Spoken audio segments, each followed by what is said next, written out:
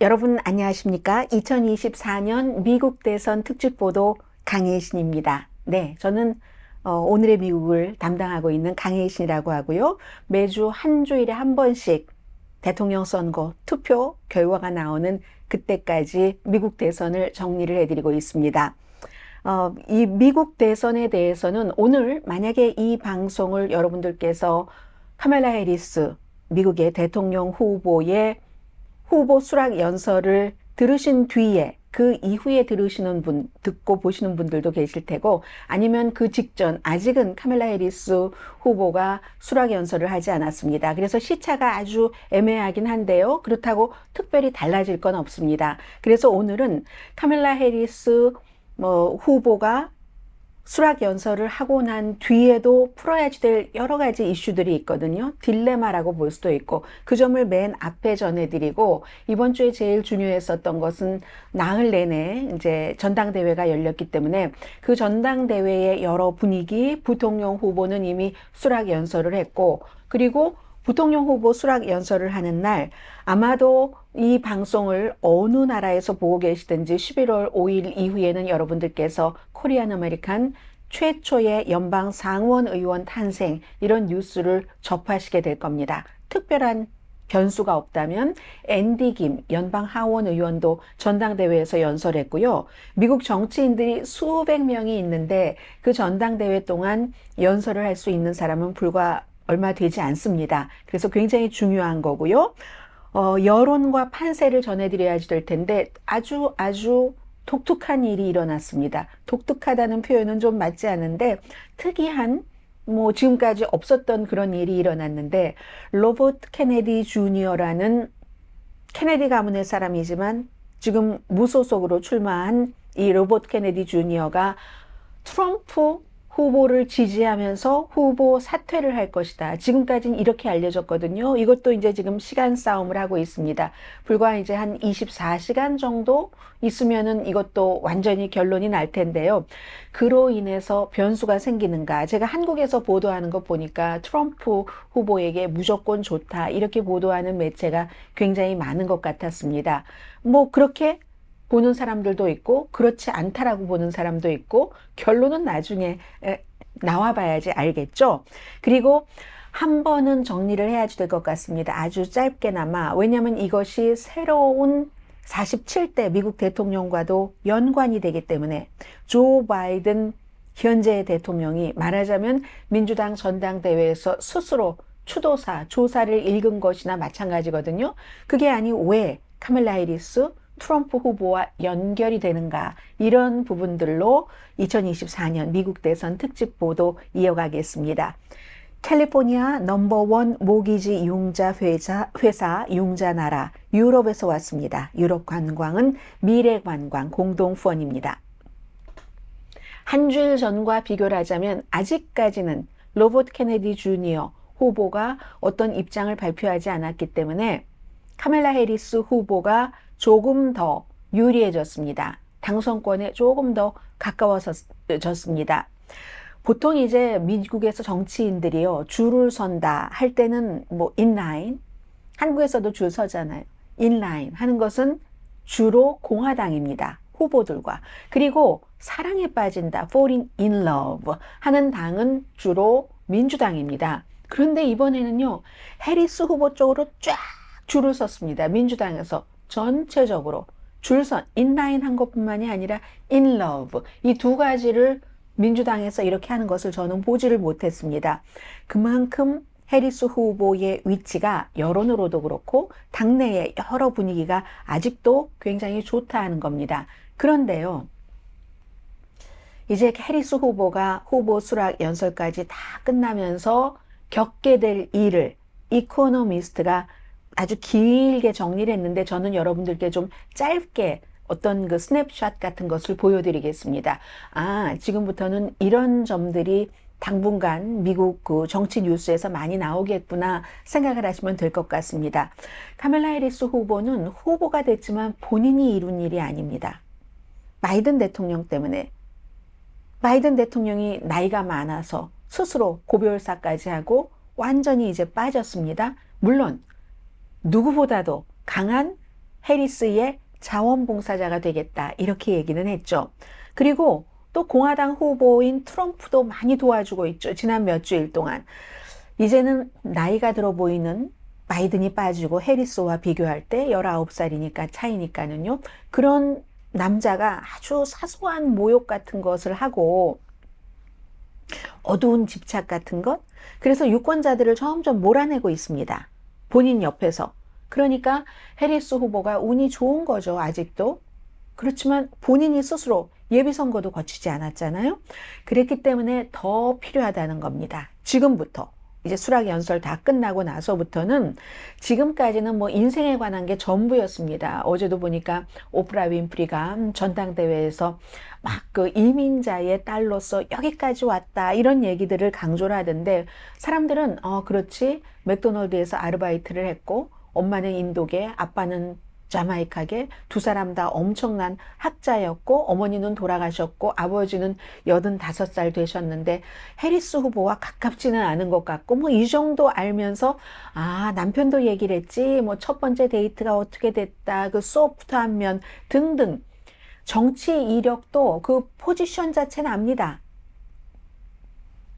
검사부에서 검사에서 검찰총장 주의 법무장관격인요. 연방상원의원, 부통령 이건 알지만 또 특히 부통령이라는 직책이 워낙에 대통령 그냥 서포트만 하고 유난히 더 이번에 그 바이든 대통령이 해리스 부통령에게 큰 역할을 주지 않았습니다.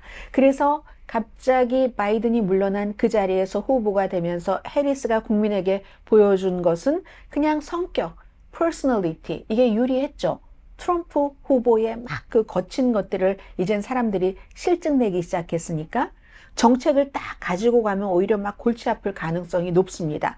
그리고 시간상으로도 이런 것을 마련할 수가 없었는데 그래서 아직까지도 정치적으로는 해리스가 누군지 잘 알려지지 않았는데 이걸 이제 분명하게 알려야지 된다는 얘기입니다. 인터뷰도 지금까지 안 하고 있고 정치 그 플랫폼의 대부분은 바이든 대통령에게 이어받은 거고 뭐 최근에 여러 얘기를 하긴 했어요. 뭐 가격 폭리를 내가 막겠다.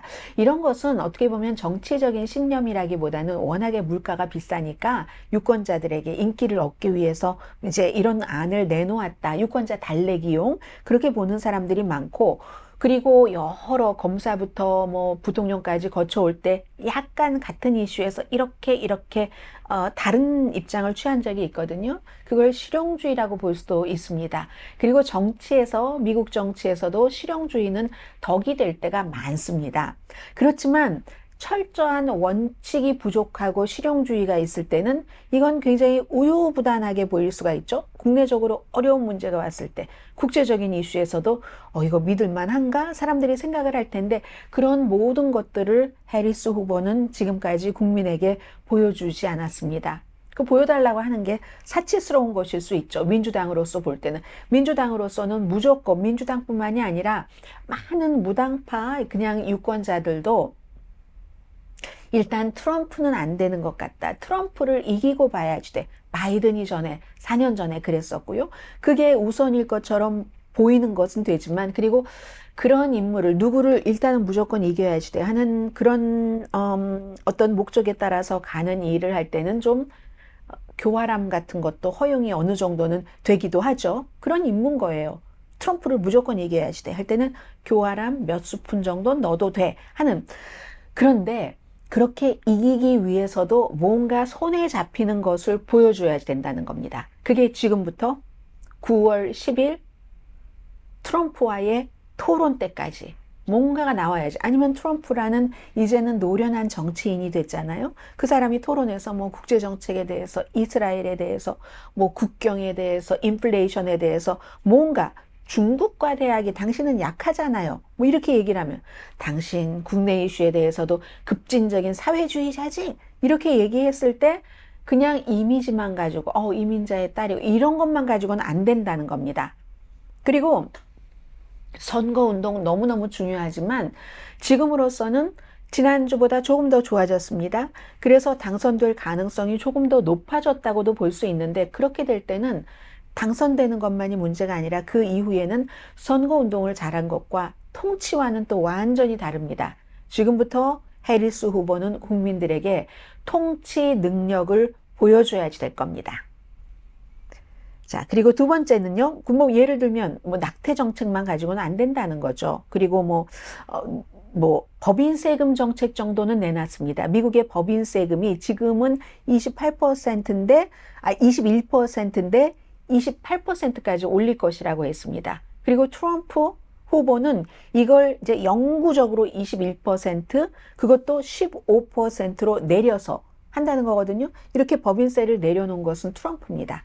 트럼프가 대통령이 되고 나서 전에 35%였습니다. 트럼프 이전에. 그걸 21%까지 내렸거든요. 이걸 영구히 가져가기 전에 6%포인트를 더 내려서 15%로 하겠다. 이렇게 얘기를 하는 거고, 카멜라 해리스는 지금의 21%를 28%까지는 하겠다. 이 정도만 뚜렷한 것인데 앞으로 점점 뚜렷한 것을 내놔야지만 이제 70여일 남은 그 기간 동안 국민이 더 마음을 결정하지 못한 사람이 중요하잖아요. 그런 사람들이 해리스에게 투표해도 되겠어 하고 마음을 굳힐 수 있다는 거죠.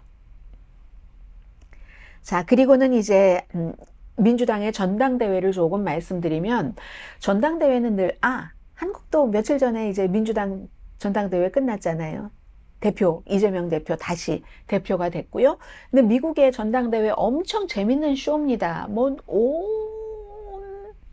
동네에서 많은 사람들이, 열정적인 대의원들이 와서 뭐 투표도 하고 공연도 하고 뭐 연예인들 뭐 이런 걸 하거든요. 그리고 팀 월즈 부통령 후보 수락 연설은 성공적이었습니다. 길게는 말씀드리지 않겠어요. 굉장히 서민스러운 사람이, 가족들도 서민스럽고, 그리고 그런 상황에서 모든 것을 다 보여줬거든요. 본인이 누구이고, 해리스 후보가 누구이고 대강, 그리고 해리스 후보가 대통령이 되면 트럼프와 어떻게 다를 것인지, 나는 지금까지 선생님에서 풋볼 코치에서 연방 하원 의원, 주지사를 하면서 무엇을 잘했는가, 못했다는 얘기는 안 했어요. 무엇을 잘했는가, 이런 것을 보여주면서 가족의 약점도 드러냈죠. 아드님이 아프거든요. 그런 것들, 근데 그런 약점이 더 오히려 큰 장점이 돼서 우리와 같은 사람이네 하는 것이 이제 보여줬다는, 그리고 새로운 챕터에 대한 준비가 되어 있습니다. 이것도 이제 풋볼 코치답게 멋지게 잘 설명을 해서 이 사람은 아주 잘했습니다. 그래서 민주당의 전당대회는 1, 2, 4흘째 전부 그 공화당보다 잘 나왔습니다. 시청률이. 이거는 트럼프 후보로서는 화나는 일이에요. 쇼의 천재라고 생각을 하잖아요, 본인을. 그런데 트럼프의 쇼보다 민주당의 전당대회가 훨씬 지금 잘 나왔고, 그리고 걱정했었던 친팔레스타인 시위 같은 것도 그저 그냥 적절하게 마무리가 됐고 합니다. 그리고는 앤디 김 연설, 말씀드린 대로 앤디 김이라는 하원 의원이 이제 의사당 폭동 사건 때 그때 바로 하원 의원으로 돼서 휴지 줍고 유명해져서 이제 연방 상원까지 바라보는 사람이죠. 버락 오바마 부부의 그 찬란한 연설, 엄청나게 힘있고 찬란한 그런 연설, 날마다 2천만 명 이상이 봤으니까 굉장히 성공을 했습니다. 지금부터는 트럼프 후보의 이런 움직임으로 해리스와의 아주 그 빡빡한 경쟁에서 살아남을 수 있을까? 왜 모든 사람들이 똑같이 정책에 집중을 해라 라고 얘기를 하는데도 트럼프는 그걸 버리지 못할까? 정말 궁금하기도 하고 알 것 같기도 하거든요. 예를 들어서 조 샤피로라는 펜실베니아의 주지사가 트럼프 후보를 이제 전당대회에서 그 사람뿐이 아니지만 빌 클린턴, 버락 오바마, 미셸 오바마, 오프라 윈프리 다 비난했습니다. 앤디 김 의원까지. 그랬는데도 그러자 막 이제 소셜미디어에 쓰는 거예요. 공화당에서는 공식적으로는 안 본다, 민주당 거 왜 보냐 하면서 쓰는 거죠. 저 사람 연설 엄청 잘하는 사람이거든요. 연설 너무 못한다. 그리고 내가 말이야, 샤피로 펜실베니아 주지사보다, 유대인 주지사보다 이스라엘에 훨씬 많은 걸 해줬어. 저 사람은 해준 게 없어. 앞으로도 안 할 거야. 이런 말을 한다던가. 오바마 봤냐고, 전당대회에서. 아니, 자기 대통령을 향해서 총을 쏘고 이런 사람이 어딨어? 미셸 오바마도 비난하는 거예요. 이틀 전에는 칭찬하고 나서. 이런 식으로 얘기를 한다던가. 그러면 이제 공화당에서는 왜 민주당이 트럼프를 공격하는 건 되고 트럼프가 민주당을 공격하는 건 안 되냐라고 얘기하지만 그게요, 공격의 내용과 방법에 차이가 있어서 그렇죠. 예를 들어서 트럼프는 이제 거짓을 많이 얘기하잖아요. 관세를 뭐 얼만큼을 받겠다. 그거 다 그 나라에서 내는 거다. No. 결국은 이제 미국 소비자가 내는 거고요. 해리스가 공산주의자다. 팀 월즈는 중국의 미국 현지 스파이다. 테일러 스위프트가 나를 지지해서 내가 억셉트한다, 받아들인다, 다 아니거든요. 그리고 막 사람들한테 별명 붙이고 이 별명 심지어 내가 해리스보다 잘생겼다, 사진을 찍다 안 나오니까 할 수 없이 시사주간지 타임에서 잘 그리는 아티스트를 고용을 해서 카멜라 해리스를 소피아 로렌 만큼 무슨 뭐 엘리자베스 테일러보다도 더 아름답게 그렸다? 아예 아니던데요. 사진이 더 저는 더 카멜라 해리스 실물에 가까운 것 같은데, 이런 오바마의 표현에 따르면 오래된 촌스러운 전술을 쓰니까, 그러니까 사람들이 이제 좀 점잖은 사람들이 점점 떠나가는 거죠. 그런데도 어제도 보니까 유세하는 유세장에서 물어봅니다. 그 관중들에게. 아니, 내 자문들은 정책에 대해서 얘기를 하라고 하는데 내 정책에 대해서 얘기할까요? 나의 스타일로 갈까요? 하면 나의 스타일로 가라는 거예요. 이 관중을 의식을 하기 때문에 그걸 아직 못 버리는 것 같거든요. 심지어 본인이 must win, 꼭 이겨야지 되는 조지아라는 주에 가서도 열심히 그 주지사를 비난하잖아요. 그 주지사가 현대를 유치해서 얼마나 많은 일자리를 만들었고 지금 적어도 65%에서 63% 정도 지지율을 받고 있는 그 주지사를 지난번에 선거하고 나서 표를 찾아내. 바이든이 이겼잖아요. 조지아에서. 뭐 만 몇천 표 찾아내. 했는데 우리는 깔끔하게 개표를 했습니다. 손개표도 했어요. 부정선거 아닙니다. 이렇게 얘기했다고 본인에게 충성하지 않는다고. 그러면 조지아주의 유권자들이 좋아하지 않습니다. 우리 좋아하는 주지사인데, 그래서 애틀란타 저널 컨스티튜션이라는 그쪽의 신문의 컬럼리스트도 이 모든 것들을, 바이든에 대해서 이길 것 같았던 모든 것들을 10주일 만에 다 잃어버리는 방법. 아니, 홈그라운드에 가서 인기 있는 홈팀을 비난하면은 그게 맞는 정책이냐. 지금 트럼프 후보가 하고 있는 일들이 이런 일이거든요. 그렇기 때문에 지금 쉽게, 그렇다고 트럼프 지지자들이 카멜라 해리스에게 투표하진 않겠지만 계속 이런 식으로 나가면은 스스로 장애물을 만들고 있는 겁니다. 장애물을 계속 쳐요, 트럼프 후보가. 그러면 카멜라 해리스도 아프리칸 아메리칸이고 그리고 젊고 하니까 젊은이들이나 아프리칸 아메리칸들이 카멜라 해리스 쪽으로 또 찍을 수도 있죠. 지금 스윙 스테이트로 구분이 되거든요, 이 조지아주가. 그래서 트럼프 후보가 경제, 국경, 범죄에만 집중한다면 승리 가능성이 있습니다. 카멜라 해리스가 아주 조금 높긴 하지만, 그런데 이제 후보자도 자꾸만, 이 후보도 좀 자꾸 안정적이지 않고 변화가 심하고, 관중들, 그 군중들의 피드백에 너무 의식하다 보면, 인기 있어야 되니까, 엔터테이너니까, 인기인이니까, 트럼프 쇼를 원하니까, 저 사람들이 정책 듣기를 원해서 그곳에 가는 게 아니니까. 이게 참 트럼프로서는 힘든 일인 것 같습니다. 여론과 판세를 말씀드리면, 여론과 판세는 지금 쭉 말씀드렸어요. 해리스가 조금 괜찮다? 경합주에서도 변수가 생겼잖아요. 로버트 케네디 주니어라는 케네디 가문의, 아니 아버지가 민주당 대선 후보의 형에 이어서 나가서 법무장관 로버트 케네디가 그랬던 가문에서 음모론자 이런 음모론자가 없습니다. 그런 케네디 그 아들이 나와서 민주당에서 너 뭐 하는 거야 하니까 무소속으로 나와서 열심히 일하다가, 열심히 후보 유세를 하다가 돈이 너무 많이 이제 없어요. 더 이상 돈을 안 줘요. 지지율이 지난해 11월 달에 뭐 한 16%에서 지금 4%밖에 안 되거든요. 자꾸 빚지고 하니까 할 수 없이 그만두면서 딜을 하는 거죠. 카멜라 해리스가 안 만나줬고, 트럼프는 한번 지난번에 통화했고, 이번에 다시 아마 서로 몇 주일 전부터 접촉을 했는가 봅니다. 장관 자리를 준다. 아마 그 보건복지부 장관이라는 것 같아요. 본인이 원하기는. 왜냐하면 이 사람이 백신 음모론 이런 거에 굉장히 철저한 사람이잖아요. 그래서 그렇게 된다고 할 때 많은 사람들은 트럼프가 유리할 것이다라고 얘기를 합니다. 실제로 칼 로브라는 공화당의 그런 전략가도 트럼프에게 유리하다. 특히 애리조나와 이런 조지아주에서는 유리하다라고 얘기를 하고 있지만, 그러나 또 뭐 파이낸셜 타임즈 같은 경우, 월스트리트저널도 트럼프가 유리하다고 봅니다. 파이낸셜 타임즈는 그렇지 않다고 보고 있거든요. 기본적으로 사람들이 바이든이 대통령 후보였을 때는 바이든이 너무 나이도 많고 불안하고 싫으니까 그냥 또 사람들이 잘 몰라요. 케네디 가문하니까 저 사람이 음모론이다. 무슨 새끼곰을, 죽은 새끼곰을 뭐 자전거 옆에다가 이렇게 해서 뭐 뉴욕의 센트럴 파크에 버린다. 이런 거 몰라요. 그냥 케네디 가문이니까 케네디 이것만 생각해요. 그렇게 하면서 이제 바이든이 마음에 들지 않았던 사람이 케네디를 지지하러 갔거든요. 그런데 바이든이 나갔으니까 그런 사람들은 대체로 돌아왔습니다. 공화당에서도 트럼프가 싫어 이런 사람들이 케네디에게 많이 갔거든요. 그러니까 이제 계산할 때 트럼프가 싫어서 케네디에게 갔던 사람이 케네디가 트럼프 쪽으로 오니까 트럼프를 좋아할 거야? 트럼프에게 투표를 할 거야? 이렇게 계산들을 하는 것 같거든요. 그런데 그렇지 않다고 보는 사람들도 많이 있는 것 같습니다. 어차피 트럼프가 싫어서 케네디한테 갔는데 그 케네디가 트럼프한테 왔다고 트럼프를 찍어?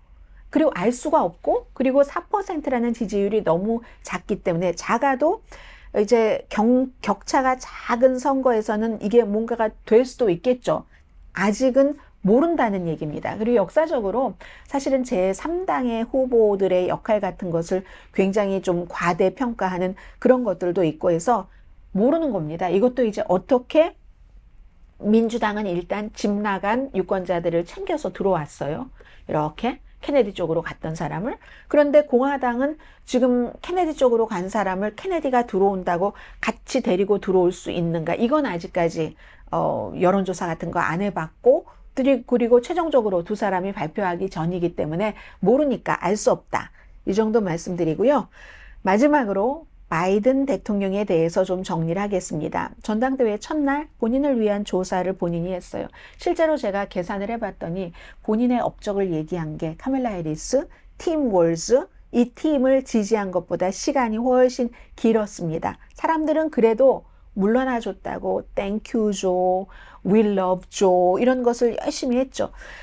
바이든 대통령은 참 이렇게 보면 29살 때 연방 상원 의원이 될 때부터 공화당에는 져본 적이 없습니다. 항상 민주당에 져요. 뭐 몇 번이나 대통령 후보로 나와서도 졌고, 이번에도 아마 트럼프에게 감사해야 될지 몰라요. 지난번 선거에서 상대가 트럼프가 아니었으면 졌을지도 모릅니다. 버니 샌더스라는 후보에게 예비선거에서. 트럼프이기 때문에 트럼프에는 온건한 바이든이 적당하다 해서 바이든이 후보가 됐고 대통령이 된 거잖아요. 그래서 항상 민주당에서 패배하고 많은 이 바이든 대통령이 사실은 몇 주일 전에 안 물러설 때 사람들이 엄청 원망했어요. 그러다 지금은 약간 측은지심 쪽으로 돌아가거든요. 그런데 선거에서 해리스가 이겨야지 바이든도 야, 참 잘했어가 되는 겁니다. 만약에 해리스가 지고 나면 거봐, 좀 빨리 물러나지. 아니면 아예 후보로 재선에 나오지 말았어야지. 이렇게 생각될 수도 있는 거거든요. 그래서 이번 선거는 해리스, 트럼프의 운명뿐만이 아니라 바이든의 레가시까지 함께 가져가는 거다. 해리스가 이기면 변혁적인 리더다. 아주 우아한 리더였어. 마지막에 그 권력을 그렇게 양보하다니 하는 거고, 그렇다는 거고요. 이제 지금부터는 9월 10일 날 두 사람의 토론이 가장 중요하고요. 무슨 일이라도 일어날 수 있는 약 70여 일입니다. 2022년이 아니라 2024년 미국 대선 특집 보도 여기서 마치겠습니다. 캘리포니아 넘버원 모기지 융자 회사 융자나라 유럽에서 왔습니다. 유럽 관광은 미래관광 공동폰이었습니다. 다음 주에 다시 뵙겠습니다. 강혜신이었습니다.